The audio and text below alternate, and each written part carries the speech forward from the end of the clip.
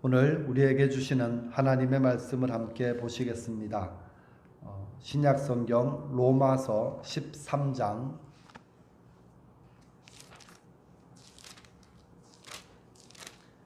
11절부터 14절까지 말씀입니다.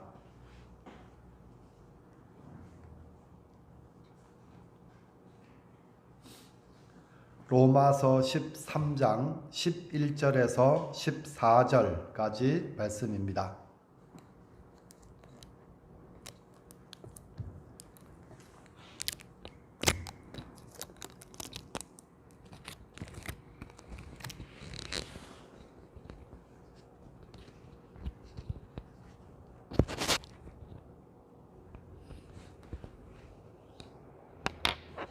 우리 한 절씩 번갈아 가면서 읽도록 하겠습니다. 또한 너희가 이 시기를 알거니와 자다가 깰 때가 벌써 되었으니 이는 이제 우리의 구원이 처음 믿을 때보다 가까웠음이라.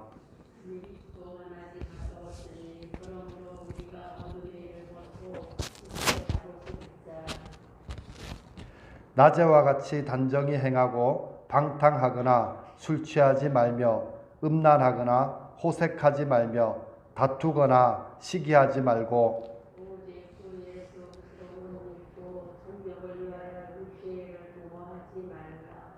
아멘. 지난 한 주간 어떻게 지내셨습니까? 우리는 모두가 아주 힘든 시간을 보내고 있습니다. 특히 올해는 코로나19 바이러스 또 장마, 아주 긴 장마, 그리고 이제는 태풍까지 몰아치고 있습니다. 다행스럽게도 지금 올라오는 태풍이 아주 세력이 강하다고 하는데 그래도 동쪽으로 많이 비껴간다는 소식이 있습니다. 그래도 비보다 바람이 아주 센 바람이 불 것으로 그렇게 예상을 하고 있습니다. 저는 최근 한 2, 3주 동안 집 밖에를 나오지 않고 계속 방 안에만 있었던 것 같아요. 그래서 먹고 자고 새벽 설교 준비하고 TV 보고 뒹굴뒹굴 할 때 하다 보니까 굉장히 몸이 피곤하고 또 밤에 잠도 잘 안 오더라고요. 생각도 괜히 많아지고 그런 시간을 보냈습니다. 이번 주간을 보내면서 제 마음속에 계속 생각되었던 그 말이 있는데 뭔가 하면 이 또한 지나가리라.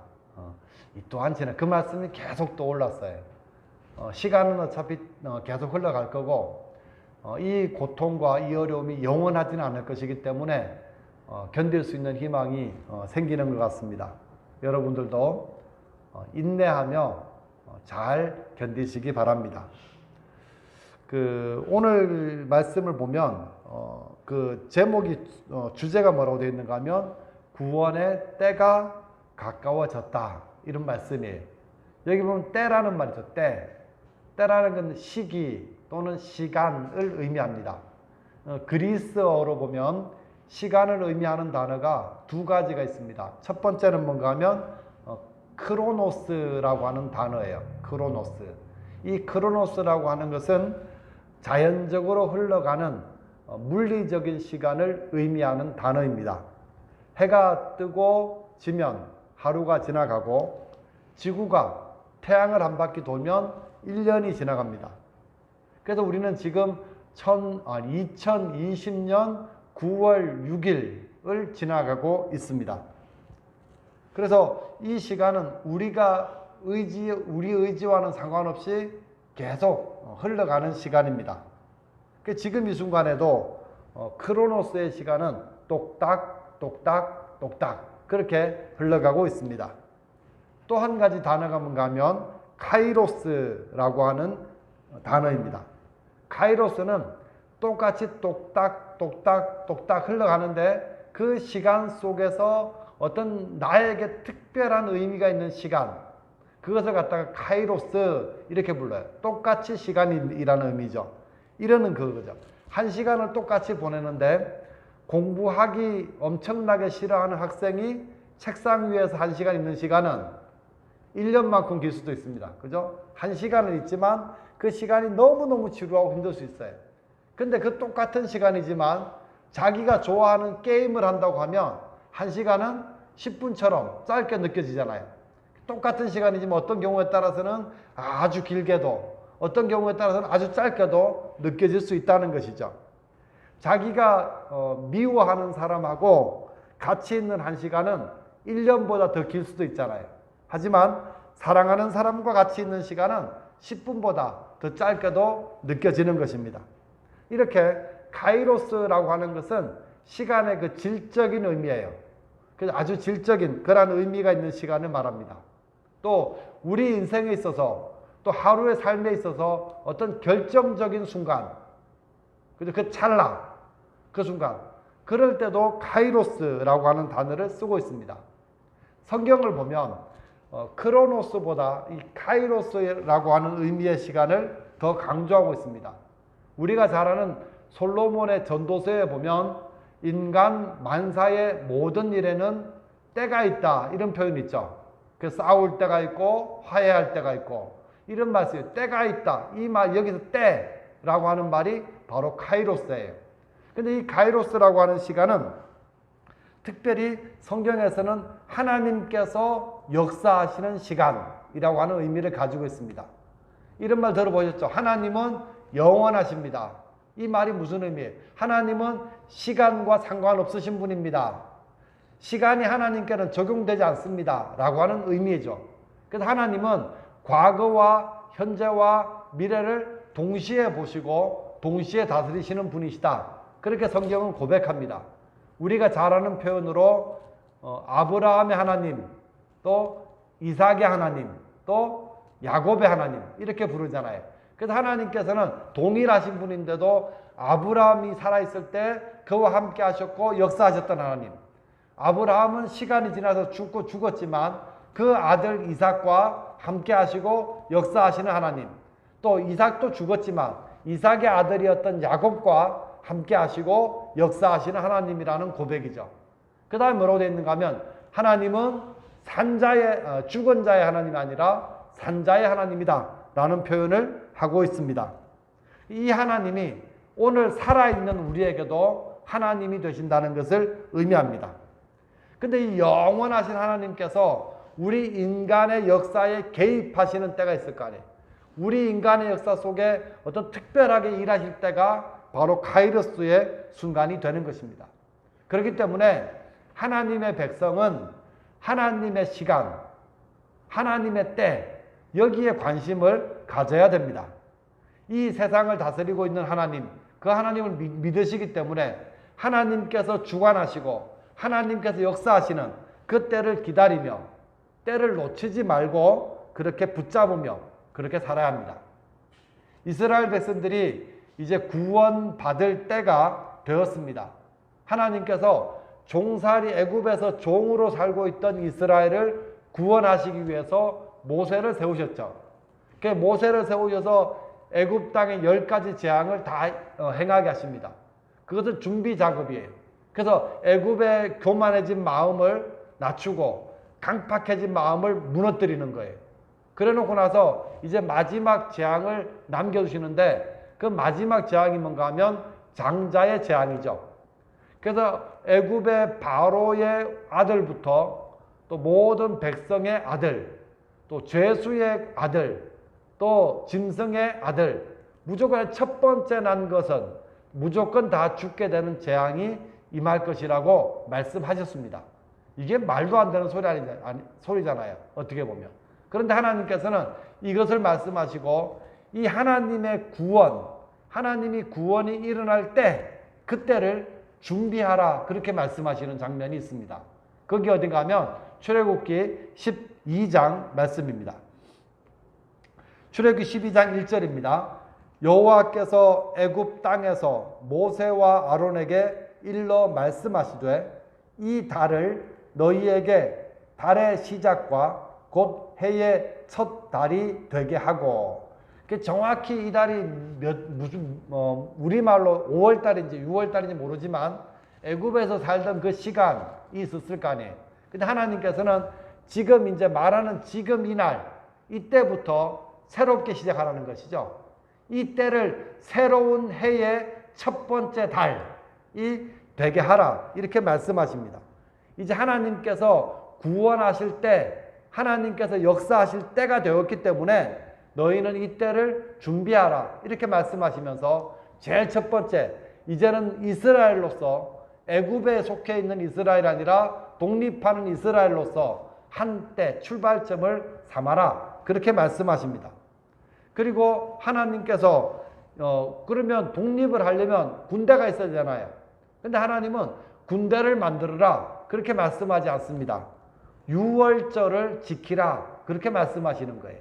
자, 3절 보시죠. 3절.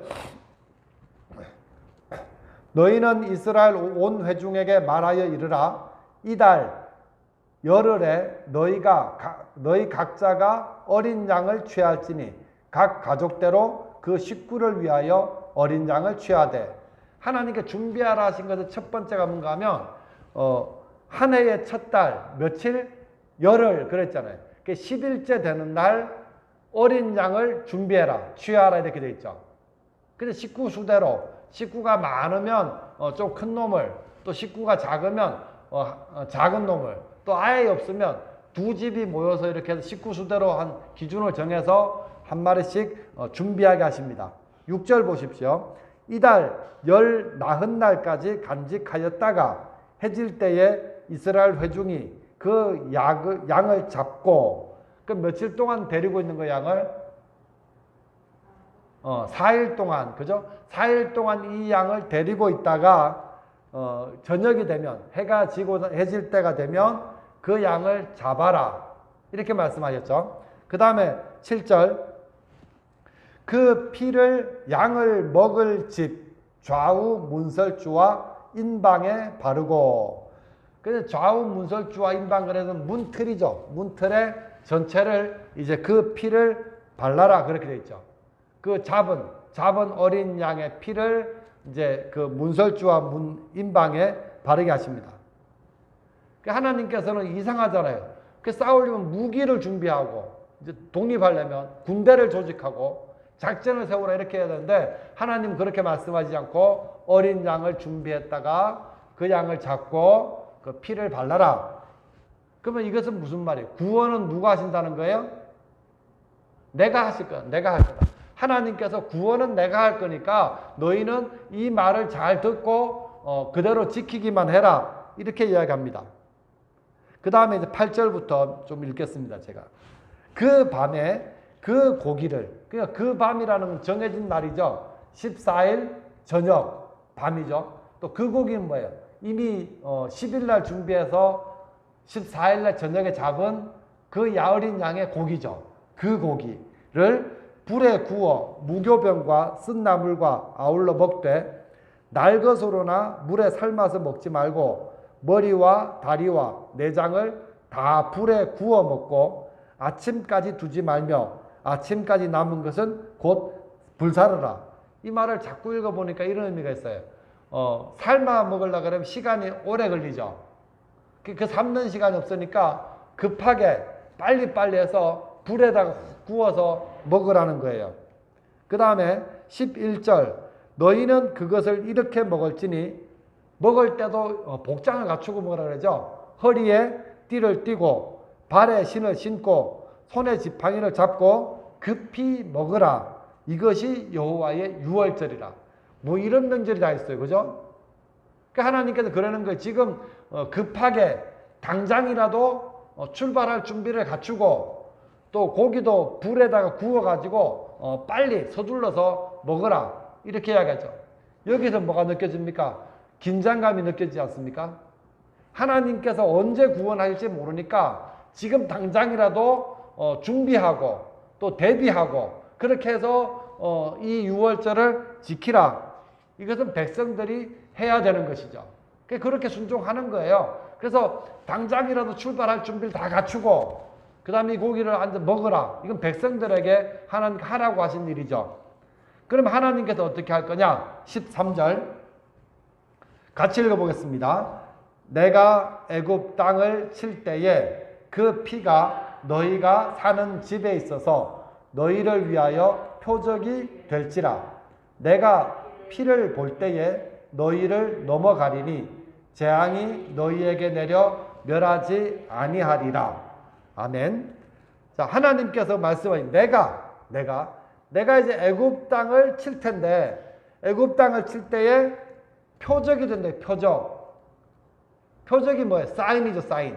어떤 표시가 된다는 거예요. 그 표시가 뭐라고 말씀하시죠? 그 피, 이렇게 되어 있죠. 이 피는 어떤 피예요? 미리 이제 잡아서 준비했다가 피를 바른 그 피죠. 그 피.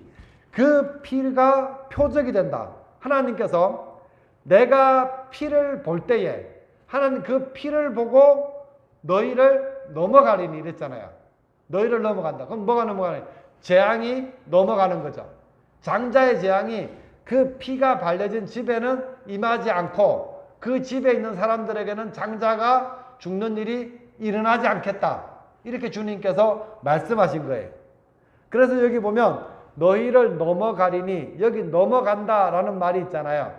영어로는 패스오버, 그 다음에 히브리어로는 페사흐, 그 다음에 아주 유명한 라틴어로는 파스카, 우리나라 말로는 유월절, 또 신천지 쪽에서는 과월절 이렇게도 불러요. 넘어간다. 그래서 아주 중요한 이스라엘 민족의 가장 첫 번째 되고 중요한 절기가 유월절이 이렇게 만들어집니다.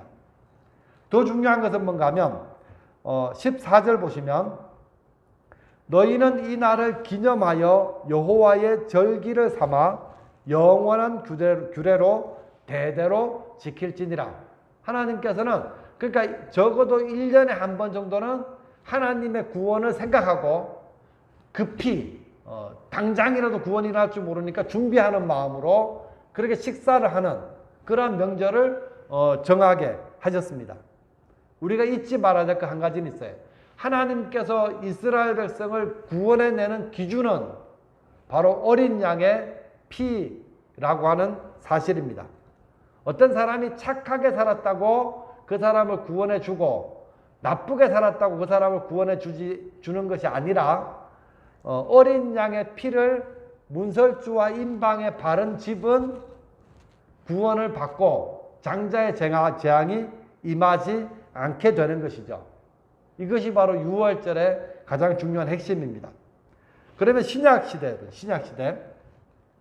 신약시대는 요것이 예수님에게 그대로 적용이 되는 거예요. 요한복음 1장 29절 이튿날 요한이 예수께서 자기에게 나오심을 보고 이르되 보라 세상 죄를 지고 가는 하나님의 어린 양이로다. 세례 요한이 예수님을 보면서 세상 죄를 지고 가는 하나님의 어린 양이다. 이렇게 이야기를 합니다. 여기서 말하는 하나님의 어린 양은 바로 유월절 어린 양이라는 의미입니다. 옛날에 이스라엘 백성이 애굽에서 구원받았을 때 어린 양이 그 집에 있는 식구들의 죄를 짊어지고 대신 장자 대신 죽었잖아요. 그것처럼 예수님은 온 세상의 죄를 위해서 하나님께서 준비하신 어린 양, 유월절 양이다. 이렇게 이야기를 합니다. 그래서 실제적으로 예수님이 십자가에 달리실 때 명절이 언젠가 하면 유월절이죠. 십자가에 달릴 때 유월절 명절에 예수님께서 십자가를 지셨습니다. 사도 바울은 이것을 이렇게 설명해요. 고린도전서 5장 7절입니다. 너희는 누룩 없는 자인데 새 덩어리가 되기 위하여 묵은 누룩을 내버리라. 그 다음에 우리의 유월절 양 곧 그리스도께서 희생되셨느니라. 예수님이 뭐라고요? 우리의 유월절 양이다. 이렇게 설명하죠. 예수님의 십자가는 옛날 출애굽 때 이스라엘을 위하여 어린 양이 죽은 것과 예수님의 십자가가 똑같다. 바울이 구약 성경에 대해서 굉장히 능통한 학자잖아요. 그렇게 지금 설명을 합니다. 그럼 여기서도 그러면 구원을 받느냐, 심판을 받느냐, 그 기준은 어린 양 예수 그리스도의 피가 기준이 될 수밖에 없습니다. 우리의 구원은 우리가 착하게 살았느냐, 못되게 살았느냐, 그게 아니라 우리가 예수님의 피, 예수님의 십자가 대속의 은혜를 믿는 믿음이 있느냐, 없느냐, 이것으로 구원이 결정됩니다. 늘 듣는 이야기. 그래서 예수님을 믿는 믿음을 가진 사람은 예수님의 피를 가지고 있는 사람이 되겠죠. 예수님의 피를 가지고 있다는 것은 예수님의 피를 마시고 예수님의 살을 먹은 그런 사람이 된다는 것입니다. 그래서 예수님을 믿는 사람은 영적으로 보면 유월절을 지킨 사람과 똑같아요. 그 다음에 중요하죠. 유월절을 지키면 하나님의 재앙이 임합니까? 안 임합니까? 그래서 우리는 멸망받을 이유가 없는 거예요. 죄와 사망의 저주로부터 건진받는 것이죠. 참된 해방과 자유를 누리게 되는 거예요. 그래서 믿음으로 우리는 하나님의 구원 속에 들어온 사람이 되었고, 다시 말합니다. 하나님의 때, 하나님의 구원 속에 우리는 예수님의 십자가 보혈을 통해서 들어온 사람이 되었고, 죄인이었던 사람이 의인이 되었고, 이제는 하나님의 원수가 하나님의 자녀가 되었다는 것을 여러분은 꼭 믿으시기를 바랍니다. 그럼 이제 오늘 본문이, 그러면 구원받은 성도는 어떻게 살아야 될 것인가? 사도 바울은 아주 간단하지만 중요하게 이야기하고 있습니다. 11절, 또한 너희가 이 시기를 알거니와 자다가 깰 때가 벌써 되었으니 이는 이제 우리의 구원이 처음 믿을 때보다 가까웠습니다. 여기서 말한 너희는 로마에 살고 있는 그리스도인들을 의미합니다. 이미 예수님을 믿고 구원받은 사람들을 향해서 하는 말이죠. 그 잘 보십시오. 너희가 이 시기를 알거니와, 이 말 속에는 그리스도인들은 이 시기를 안다, 이 말이죠. 이 시기가 뭔가 하면 바로 하나님의 때, 하나님의 구원의 때, 그때를 안다는 의미입니다. 그 이때가 언제냐? 첫 번째로는 자다가 깰 때이다. 두 번째로는 구원이 처음 믿을 때보다 가까워진 때라는 것을 안다라는 것이죠. 이 말을 다시 말하면 예수 그리스도가 다시 오시면 모든 이제 하나님의 구원이 완성된 구원하실 때가 있는데 이제 그 때가 가까워졌다는 거예요. 그러니까 잘 때가 아니라 깰 때가 됐다는 것이죠. 그렇게 바울은 이야기를 합니다. 여기서 말하는 때가 바로 카이로스예요. 하나님께서 구원하시는 때, 하나님께서 역사하시는 때, 그때가 되었다는 것이죠. 여러분, 이 세상을 모든 사람이 살아가요. 사람들 가운데 믿는 사람도 있고 안 믿는 사람도 있어요. 근데 믿는 사람이 예수님께서 다시 오실 것을 기대하고 그때 내가 구원받을 것을 소망하며 사는 사람은 깨어있는 사람이고, 거기에 대한 생각이 전혀 없이 그냥 먹고 마시는데 열심히 사는 사람은 자고 있는 사람이죠. 예수님께서 처음 이 땅에 오셔가지고 맨 첫 번째로 하신 메시지가 뭔가 하면 회개하라, 천국이 가까이 왔느니라 라고 하는 메시지였습니다. 이 메시지는 잠자는 사람들을 깨우는 메시지예요. 이제 너희가 자지 말고 깨어나라, 깨어나라. 실제로 이 예수님 말씀을 듣고 깨어났던 사람들은 예수님을 믿고 구원을 받습니다. 하지만 여전히 어둠에 속하여 있고 잠을 자고 있던 사람들은 예수님을 어떻게 합니까? 배척하고 미워하고 십자가에 죽였다는 것을 성경은 기록하고 있습니다. 예수님께서 깨우시는 거죠.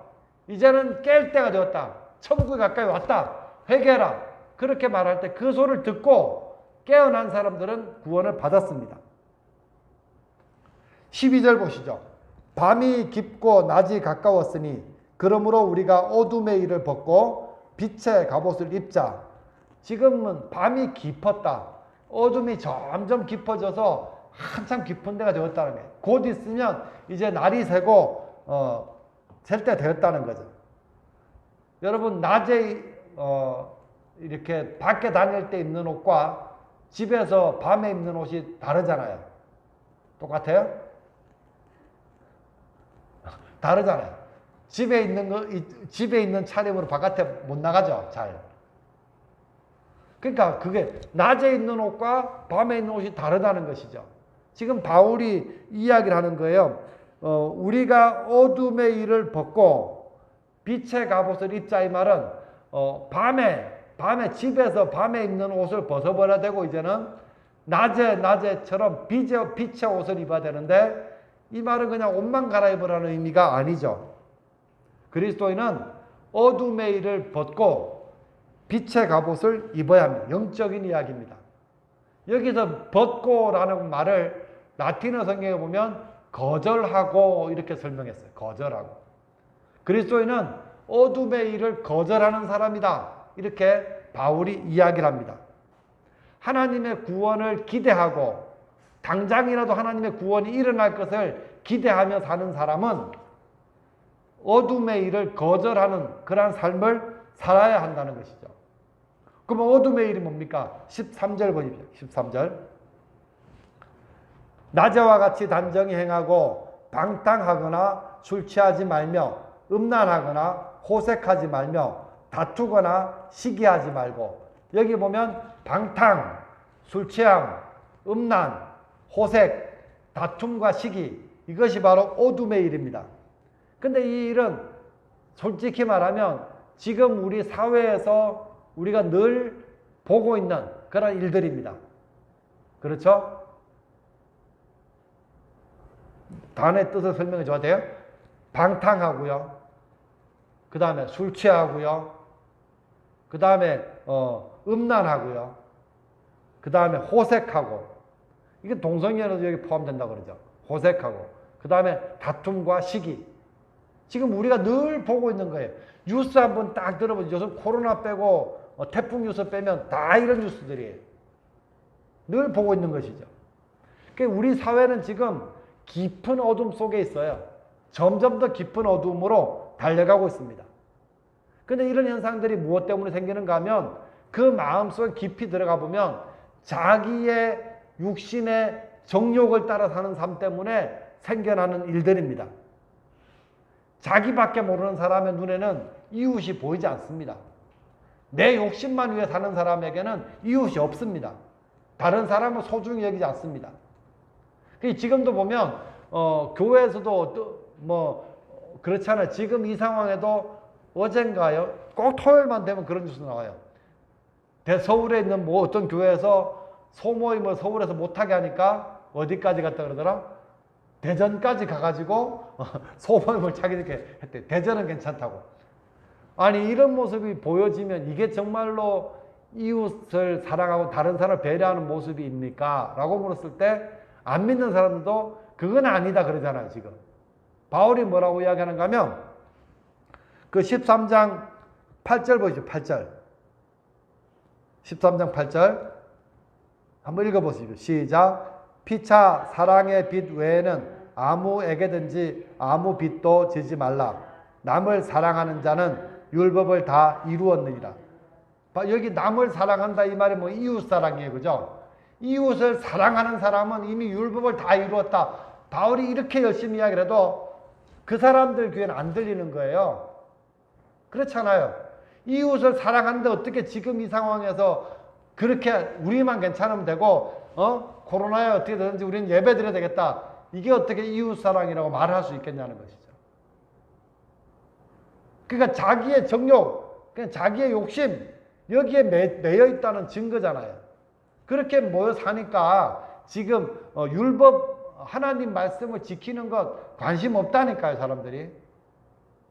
지금 어떻게 하면 우리 교회가 무너지지 않고 지킬 수 이거만 지키지 어떻게 하면 우리 속에 예수님이 거하게 할까는 별로 관심 없다니까요.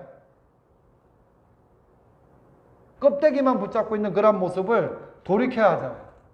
누가복음 16장에 보면 어떤 부자가 나옵니다. 이 사람은 자색 옷을 입어요. 아주 고급진 옷감을 가지고 만든 좋은 옷을 입습니다. 그리고 음식도 좋은 음식을 먹습니다. 어쩌면 한 번 먹은 음식은 다시는 안 먹을지도 몰라요. 날마다 좋은 음식도 먹고요. 잔치하면서 그렇게 삽니다. 모든 것이 풍족하고 만족하고 좋은 삶이었죠. 그런데 성경 뭐라고 이야기하는가 하면 그 집 문 앞에는 누가 있어요? 나사로가 있잖아요. 이 나사로가 어땠어요? 질병이 걸리고 배가 고파서 굶주리고 있는 그런 나사로가 있지만 이 부자의 눈에서 집을 왔다 갔다 하면서 이 나사로가 안 보였다는 이야기 아니에요. 안 보였다는. 그게 뭐 대단한 거겠습니까? 자기가 많은데 자기 밥그릇 한 그릇 나눠주는 게 어렵겠습니까? 근데 뭐라고 표현하면 부자의 상에서 나오는 찌꺼기를 먹었더라. 이렇게 성경은 설명하고 있잖아요. 이게 바로 어둠에 취해 있는 인생입니다. 병들고 굶주려 있는 나사로가 안 보이는 거잖아요. 자기의 정욕과 욕심을 이루기 위해서 방탕하고 술 취하고 음란하고 호색하고 다툼과 시기가 끊이지 않는 그런 모습이 바로 어둠의 일입니다. 바울은 이야기합니다. 그리스도인은 어둠의 일을 거절해야 합니다. 지금 우리가 살 때 어떻게 살아야 됩니까? 하나님의 구원을 기대하고 있는 사람은 긴장하고 깨어가지고 어둠의 일을 거절하는 사람입니다. 그렇게 말하고 있습니다. 여러분, 어둠의 일을 잘 분별하시고 거절할 수 있는 그리스도인이 되시기 바랍니다. 그 다음에 14절 이제 빛의 갑옷을 입어라. 빛의 갑옷이 뭘까요? 14절 오직 주 예수 그리스도로 옷 입고 정욕을 위하여 육신의 일을 도모하지 말라. 그리스도인은 주 예수 그리스도로 옷을 입어라. 이렇게 이야기하죠. 주 예수 그리스도를 옷 입는다. 이 말이 무슨 의미인가 하면 제가 조금 설명을 드려야죠. 예수님으로 옷을 입는다는 의미가 뭘까요? 이거는 내가 만든 옷, 그것을 입는 것이 아니라 예수님께서 십자가를 통해서 우리에게 주신 의의 옷, 그 의의 옷을 입는다는 의미입니다. 이 옷을 입어야만 우리의 죄와 우리의 더러움이 가려질 수 있기 때문에 그렇죠. 요한계시록 16장 15절입니다. 보라, 내가 도둑같이 오리니 누구든지 깨어 자기 옷을 지켜 벌거벗고 다니지 아니하며 자기의 부끄러움을 보이지 아니하는 자는 복이 있도다. 이 말씀 잘 보세요. 앞에 보세요. 자, 누구든지 깨어서, 그 다음에 뭐래요? 자기 옷을 지켜. 이 자기 옷을 지킨다는 게 뭐예요? 예수님께서 우리에게 입혀주신 의의 옷, 그 의의 옷을 잘 지키고 있는 사람만이 벌거벗은 자가 되지 않는다는 이야기고요. 또 주님께 다시 오실 때 그 옷을 입고 죄와 더러움이 가려진 사람, 부끄러움을 보이지 않는 사람, 그 사람이 복이 있다. 이렇게 분명히 성경은 기록하고 있습니다. 예수님께 도둑같이 오시는데 그때 이 옷이 없는 사람은 부끄러움을 당하게 될 것이고 바깥 어두운 데서 쫓겨나서 슬피 울며 이를 갈게 될 것입니다. 주님께서 주신 옷, 이 옷을 입어라. 사도 바울은 그렇게 말하죠. 내 의가 없는 사람들은 주님께서 옷을 주신 것만으로 너무너무 감사하며 살 거예요. 그리고 이 옷을 얼마나 소중히 여기며 살겠습니까? 그런데 자기 의가 충만한 사람은 이 옷을 하찮게 여기는 거죠. 그 대신에 자기가 준비한 옷을 입어요. 자기 의의 옷을 입어요. 근데 이 옷을 입고는 자기의 더러움과 죄를 가릴 수가 없습니다. 그래서 주님 앞에서 문전박대를 당하게 될 수밖에 없습니다. 여러분, 감사한 것은 자기가 없는 우리에게 예수님께서 의의 옷을 입혀주셨습니다. 여러분, 우리가 이 마지막 때 정말 해야 되는 일이 뭔가 하면 이 주님께서 주신 의의 옷을 잘 지키는 거예요. 이게 바울이 주 예수 그리스도로 옷을 입으라고 하는 말의 의미입니다. 시간은 지금도 흘러갑니다. 크로노스의 시간이 흘러갑니다. 하지만 중요한 것은 하나님께서 역사하시는 때, 하나님의 구원의 때가 있다는 것을 그리스도인들은 알아야 합니다. 처음 우리가 예수님 믿을 때보다 하나님의 예수님께 재림하실 그때가 훨씬 가까워졌고요. 지금은 자야 될 때가 아니라 깨어날 때라고 그렇게 말씀하십니다. 우리가 어린 양 예수 그리스도의 십자가 대속의 은혜를 믿는 믿음으로 구원을 받았고 하나님의 자녀가 되었고 이제는 하나님의 심판으로부터 건짐을 받았습니다. 성도는 하나님의 때를 알아야 하고 하나님의 때를 지켜야 하고 또 하나님의 때를 붙잡고 그렇게 살아야 합니다. 그러기 위해서 어둠의 일을 거절하시고 예수 그리스도로 날마다 옷을 입는 그러한 삶을 살아야 합니다. 여러분, 자기 욕심을 따라 살고 또 육신의 정욕을 위해 따라 사는 삶은 지금까지의 삶으로 충분합니다. 이제부터라도 깨어나서 이제는 그런 삶을 거절하시고 날마다 예수 그리스도를 의지하면서 그렇게 하나님의 구원을 기다리면서 마치 이스라엘 백성들이 긴장감으로 급히 주님께서 언제 구원할지 모르고 기다렸던 것처럼 오늘 우리도 그렇게 주님의 구원을 기다려야 할 것입니다. 지금은 잘 때가 아닙니다. 자다가 깰 때가 벌써 되었습니다. 깨어나시기 바랍니다.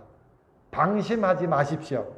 긴장하며 기대하며 주님의 구원을 기다리며 성령님의 인도하심에 순종하셔서 내 속사람이 날마다 거룩해지고 내가 그리스도를 닮아갈 수 있도록 그렇게 사시는 것입니다. 주님께 다시 오시는 그날, 그때 구원받은 성도가 되어서 하나님께 영광을 돌리고 또 하나님께 찬양을 돌릴 수 있는 그런 성도가 되시기를 주님의 이름으로 축복합니다. 좋으신 아버지, 은혜와 사랑을 감사합니다. 오늘 우리의 삶 가운데 함께 하시는 주님을 바라봅니다. 하나님의 때가 있음을 기억하게 해주시고 하나님의 때를 바라보며 그 구원에 합당하게 긴장하고 깨어있고 기대하며 준비할 수 있는 믿음을 허락하여 주옵소서. 사도 바울이 말한 것처럼 이제는 어둠의 일, 이제는 밤의 옷을 다 벗어버리게 해주시고 예수 그리스도로 옷 입고 주님을 기다리며 사는 믿음의 자녀들 될 수 있도록 은혜를 내려 주옵소서. 예수님의 이름으로 기도드립니다. 아멘.